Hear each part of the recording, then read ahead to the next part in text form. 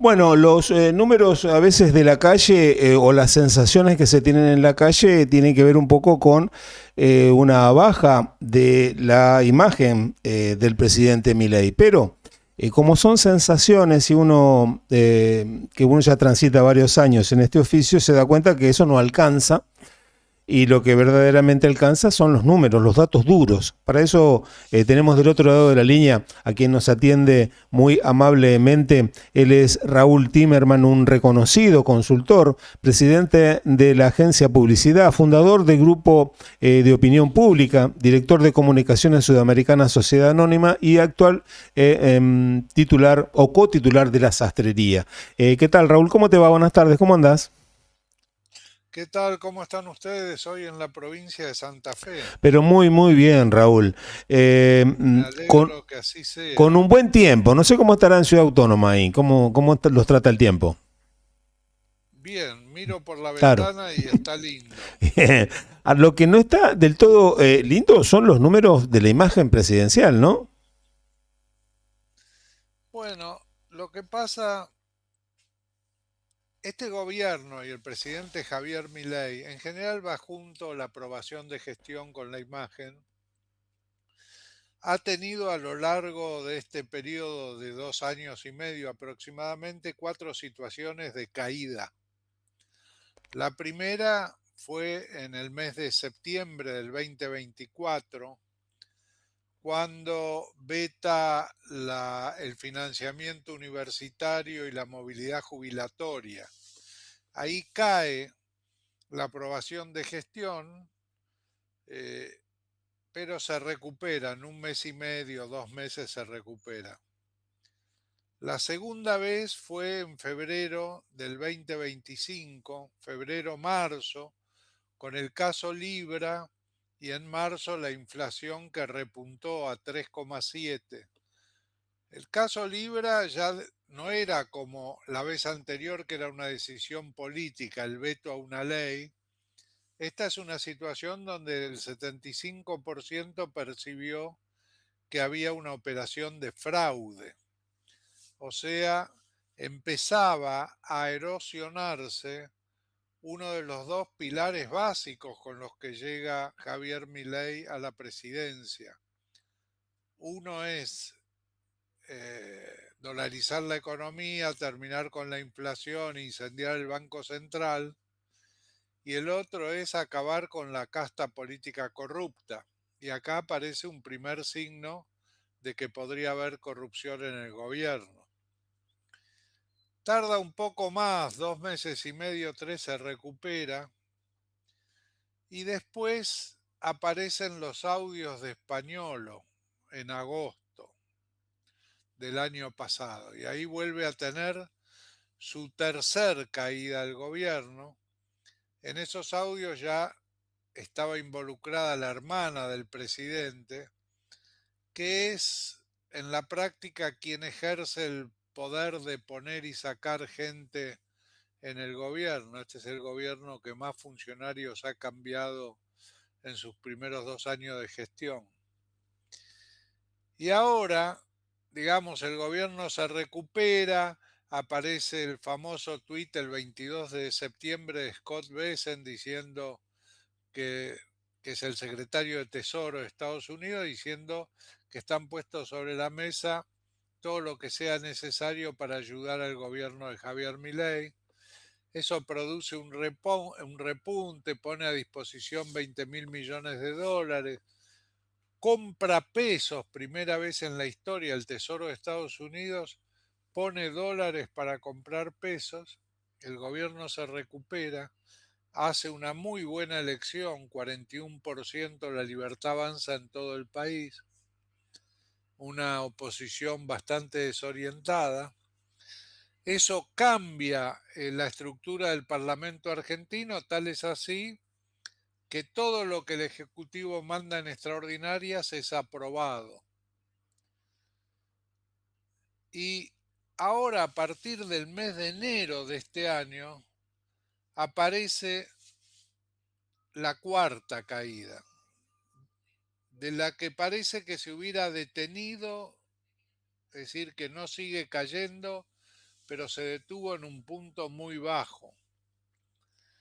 La caída empieza por el tema de la situación económica de las familias argentinas, el grado de endeudamiento, el haber utilizado ahorros para llegar a fin de mes, la falta de empleo, eso produce una caída del consumo, la caída del consumo produce una caída del IVA recaudado por el Estado, la caída del IVA produce una caída en la coparticipación que reciben los gobiernos provinciales, que a su vez empiezan a tener problemas. Y esto continúa, digamos, en una combinación de que estaba la corrupción y aparece el problema económico familiar.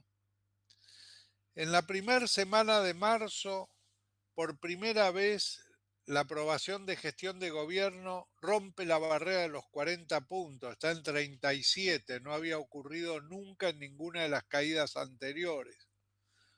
Y el 10 de marzo aparece la foto de Adorni y su esposa en Nueva York, y a partir de ese momento el caso Adorni, que adquiere gran trascendencia mediática, a pesar de que en términos absolutos piensen que el caso inicial fue que viajó su esposa en el avión presidencial. La verdad que es irrelevante en la República Argentina, de la corrupción enquistada en todos los aspectos de la sociedad, que alguien invite a la esposa a viajar es irrelevante, que vaya a la misma habitación en el hotel, ¿no? Pero el periodismo se cobró facturas acumuladas durante 2 años con Adorni. No se la dejó pasar, investigó, apareció el viaje a Punta del Este, bueno, empezaron a aparecer, apareció la compra de departamentos, aparecieron las jubiladas que le prestaron plata, apareció una escribana que era más para Gran Hermano, digamos, que para escriturar en una escribanía. Bueno, y el caso se convirtió en eso, un caso Adorno, y termina él y todo el gabinete, digamos, forzado por Karina y Javier Milei, van al Congreso y se convierte en una gran fantochada donde le grita chorros a los periodistas, los insulta, etcétera, etcétera. Y ahí vuelve a caer de 37, primera semana de abril, 33 puntos de aprobación de gestión. Y ahí están los 33, 34, 33 puntos de aprobación de gestión, muy cerca de su núcleo duro de 30 puntos que sacó en la general. Recordemos eso. Y hay gran parte de sus votantes, una parte importante, uno de cada 4 de sus votantes y uno de cada 3 de los votantes de Patricia Bullrich en la general, que evalúan mala o muy mala la gestión de gobierno en la actualidad. O sea, está en su peor momento, lo que no significa que la oposición esté en Claro. su mejor momento. Claro, claro, ese es el punto a dilucidar, ¿no? Una baja ostensible en la imagen de gestión. Y por el otro lado, ¿qué tenemos, Raúl? Hay figuras emergentes, hay datos a tener en cuenta. De última se lo pregunto porque quizás se instala demasiado la figura ahora de la izquierda, hablo de Bregman. ¿Cómo está? Miriam De Bregman, Miriam. que así es, en Atlas Intel salió con la mejor imagen de dirigente político. Digamos, eso no implica capacidad de Sí, acumular sí, votos sí, en sí. una elección. Si no, Roberto Labaña hubiera sido Claro, presidente cuando exactamente, fue elegido Macri, digamos. exactamente. Era la mejor imagen. Este, ¿Qué pasa en la oposición? Yo tengo un amigo que es sociólogo, ha sido encuestador y ahora se postula de candidato a presidente, que es Federico González. Ujú, Te recomiendo, no sé si alguna vez lo has ujú. No, entrevistado. no tuve la fortuna Bueno, aún. Federico Ujú. es un hombre realmente muy talentoso. Yo considero que no ha sabido a lo largo de su historia profesional capitalizar ese talento, pero ha hecho algo muy... Bueno, se presenta como... Ujú, Se cansó, es un poco... Mira, nosotros hacíamos grupos con Sheila Wilker ujú. durante el año 23, viendo, tratando de entender un poco a aquellos que iban a votar a Milei. Milei venía, era el único que crecía en la intención de voto. Y entonces en los focus group de los votantes de Milei, tanto que habían votado antes al peronismo como que habían votado al macrismo, había una síntesis que era, esto así no va más, yo estoy harto, lo voto a Milei que sea lo que Dios quiera. Bueno, ahora sabemos qué quería Dios con Milei porque ya pasaron 2 años y pico de su gobierno, pero en aquel momento no se sabía qué podía pasar. Federico González, que ha trabajado con todos los políticos de la República Argentina, ha hecho encuestas en el interior del país, en Capital, en provincia de Buenos Aires, conoce personalmente a la política desde hace 40 años, dijo también, estoy harto, me voy a presentar yo de Claro. candidato a presidente. Y se puso a trabajar en un programa que él llama el desarrollismo inteligente, basado un poco en las ideas de Frondizi y Frigerio, pero ha hecho algo que es muy lindo. Ha hecho un esquema de quiénes son los candidatos a presidente para el 2027. Y entonces los ha dividido en 8 categorías diferentes. Te las voy a Ajá, leer bien. porque aparecen los nombres y es interesante. Primero, los decididos. Javier Milei dijo, yo voy a ser candidato a presidente. Y él dice, Milei y Federico González. Él también Él dijo que voy a también se ser incluye, candidato. claro, está bien, está Claro, perfecto. dice, ellos ya están en la cancha, Bien. digamos. Están decididos. Segundo, los que pueden tener decisión pero no tienen pista porque están inhabilitados. Cristina Kirchner y Guillermo Moreno. Claro. Los dos están inhabilitados. Moreno discute jurídicamente si a Ujú. él le corresponde o no la inhabilitación. Tercero, los ambivalentes, que recorren los medios y dicen que van a decidir después del Mundial. Dante Gebel. Claro. Dante Gebel, después del Mundial, si logra formar los equipos y armar un plan económico, puede decidirse a ser candidato. Yo te digo una cosa, si Dante Gebel, nosotros hemos hecho un estudio muy profundo sobre Dante Gebel, Ujú. que después te lo mando Bien, por WhatsApp. bien. Si Dante Gebel se decide, viene a la Argentina y hace campaña y recorre el país, puede llegar a ser el opositor no No peronista, peronista claro, claro, más claro. votado. No peronista. Cuarto, están los amagadores, esos que tienen la vocación postergada, según Federico González. Carlos Melconian, que siempre amaga y bueno, dice ahora que a él le gustaría, qué sé yo. Quinto, los condicionados peronistas, los que tienen que ir a una interna para decidir quién va a ser el candidato. Por ahora están Kicillof, Uñac, que el otro día hizo un reportaje en Clarín el domingo y dijo, yo voy a ser candidato. Brito, que es una alternativa que se maneja, algunos dicen, una alternativa del establishment dentro del peronismo, para un peronismo diferente, bueno, se verá. Y Sergio Massa, que nunca permanece al margen en este tipo de líderes. Esos son condicionados. Tienen que ir a una interna y se verá quién es. Sexto, los pensados por el círculo rojo, que no tienen pista propia. Patricia Bullrich, Mauricio Macri y Galperín. Marco Marcos Galperín. Galperín, qué bien. Exactamente. Bueno, Patricia Bullrich, si quiere jugar y Javier Milei va por la reelección, digamos, tiene que jugar Claro, por claro. afuera o decidirse a ser candidata a jefa de gobierno en la ciudad de Buenos Aires. Patricia Bullrich está siendo arrastrada por la caída del gobierno. Mauricio Macri está tratando de juntar una masa crítica recorriendo el país para ver si puede sentarse a negociar con Karina Milei que Jorge Macri, su primo, no se tenga que volver a la Claro, intendencia de Vicente claro. López y pueda seguir por un periodo más gobernando la ciudad de Buenos Aires. Marcos Galperín no tiene pista propia, no tiene partido, no tiene absolutamente nada.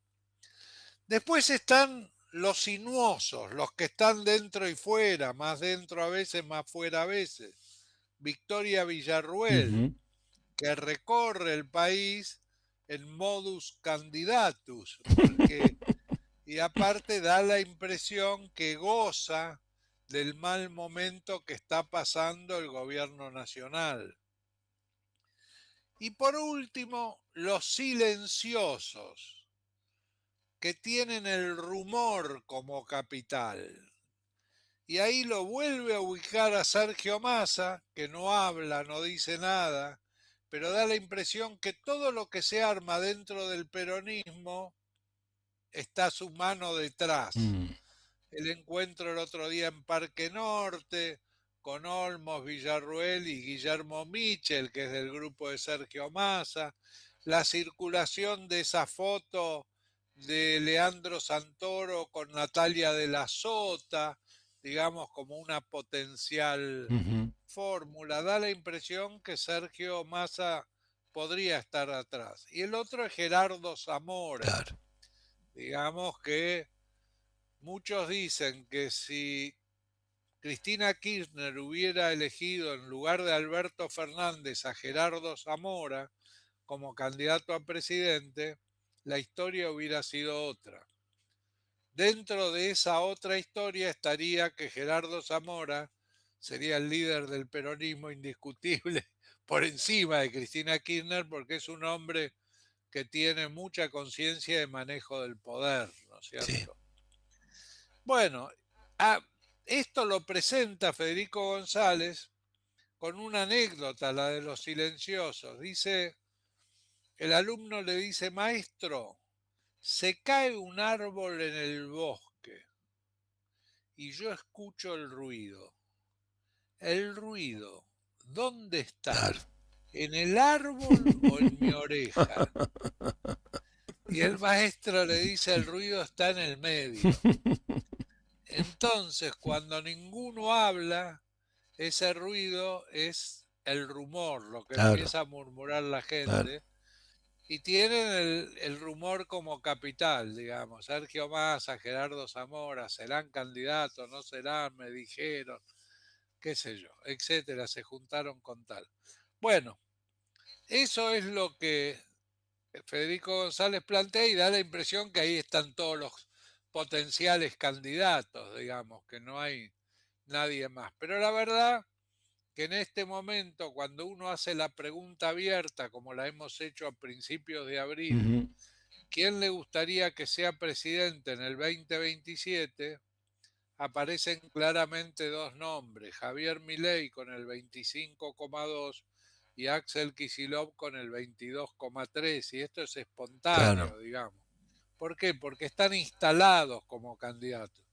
Después aparece Cristina Kirchner, que tiene muchos seguidores, pero con 8,4. Y cuarta aparece Miriam Bregman con 6,7. Que ya es decir ¿Qué, mucho, ¿no? Porque 6,7 es bastante. Lo que. ¿Qué te parece? ¿Espontáneo? Hay Sí. que tenerla presente porque no es que vos lees una lista y Claro, marcas. sí, sí, sí, sí, Te sí. preguntan a usted quién le gustaría que sea. Bueno, hay que tenerla presente. Claro, claro. Y después vos, fíjate que aparecen Grabois con 2, Lustó con 2, Dante Geber 1,5, Sergio Massa 1,8. Es decir, no están visualizados como candidatos a presidente. Falta mucho, es verdad. La carrera fuerte se va a lanzar después del Mundial. Durante el Mundial es como que la gente Está en otra, ¿no? Sí. está en otra totalmente. Es verdad que el encuentro en Parque Norte que organizaron este grupo fue exitoso, esperaban alrededor de 1.200 personas, hubo 4.000, es decir, hay un sector de la sociedad con muchas ganas de participar, al no existir más los partidos Claro, políticos, claro. eso, digamos, no existen los locales partidarios, no existen los grupos de estudio, los comités técnicos. Pensá que en la década del 60, que yo estudiaba en exactas, eh, existía, bueno, en Santa Fe la democracia Claro, progresista, exactamente. los Sí, demócratas cristianos, el socialismo argentino, el socialismo democrático, el peronismo, el radicalismo, la UCRI, el MID, los conservadores conservadores. populares. Estaba lleno de partidos Sí, sí, sí. políticos, cada uno con su actividad, con el fervor, con la pertenencia. Y hoy en día, bueno, da la impresión de que la ilusión de los jóvenes idealistas no es la construcción de un mundo mejor, sino que es ver cómo se ubican en la vida, digamos, y cómo construyen su futuro. Eh, se ha pasado de la participación en actividades de los partidos políticos a participación en actividades de las ONG, están los ambientalistas, los feministas, los que, bueno, digamos, hay ONGs absolutamente en todo.